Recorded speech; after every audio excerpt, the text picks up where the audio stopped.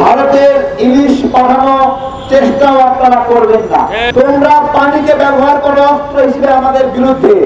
পানি হলো জীবন, সেই জীবনটাকে ওরা অস্ত্র হিসেবে ব্যবহার করে। পানি যদি অস্ত্র হিসেবে ব্যবহার করো তাহলে ইলিশ কেন চাও? আমরা এই সরকারের কাছে ভারতের এই আগ্রাসনগুলোর বিরুদ্ধে ব্যবস্থা গ্রহণের দৃষ্টান্ত দেখতে চাই। যখন আপনারা ভারতের আগ্রাসনের পক্ষে কথা বলবেন তখনই আমরা চ্যালেঞ্জ করব। শুরুতে এসে ভারতের বিরুদ্ধে গরম গরম বক্তব্য দিয়ে মাঠের দৃষ্টি আকর্ষণ করলো।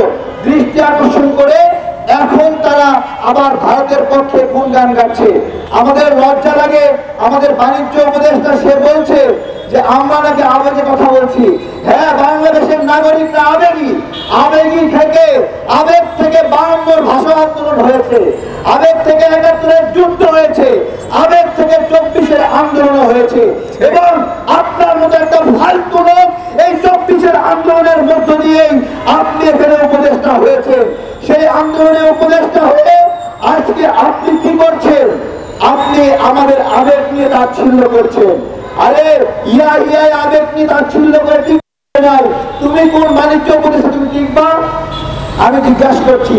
তাও দেশের বিষয় নয়, ভারতের বিষয়ে। 2 দিন আগে নাগরিকদেরকে খুন করলো।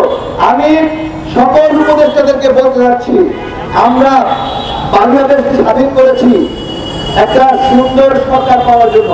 আমাদের একটা প্রত্যাশা ছিল যে এমন একটা সরকার আসবে যেই সরকারে হাসিনার লোক থাকবে না।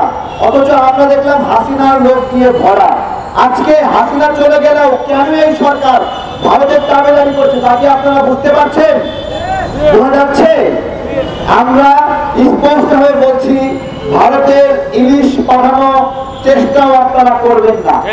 ওই ট্রাকগুলো আমরা লুট করব, আটকায় দেব, নাগরিকদের মধ্যে বন্টন করব। আমরা স্পষ্ট করছি। এবং ভারতকে একটা কথা বলছি, তোমরা পানিকে ব্যবহার করো অস্ত্র হিসেবে আমাদের বিরুদ্ধে। পানি হলো জীবন, সেই জীবনটাকে ওরা অস্ত্র হিসেবে ব্যবহার করে। পানি যদি অস্ত্র হিসেবে ব্যবহার করো তাহলে ইলিশ কেন চাও? ইলিশ কেন চাও?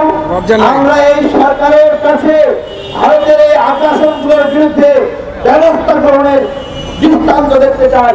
এবং আমরা এমনি এমনি বসে থাকবো না, প্রতিদিন এইভাবে চ্যালেঞ্জ করবো। এখানে যখন আপনারা ভারতের আগ্রাসনের পক্ষে কথা বলবেন তখনই আমরা চ্যালেঞ্জ করব।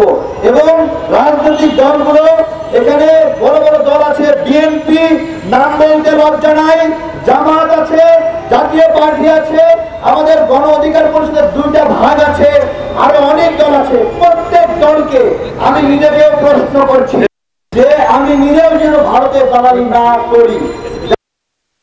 আপনাদের প্রতি নাগরিকদের ধিক্কার জানাই। এবং আওয়ামী লীগের যেই পরিণতি হয়েছে আমারও সেই পরিণতি হবে রাজনীতিতে যদি আমি ভারতের দালালি করি। এটা যেন সবাই মনে রাখি।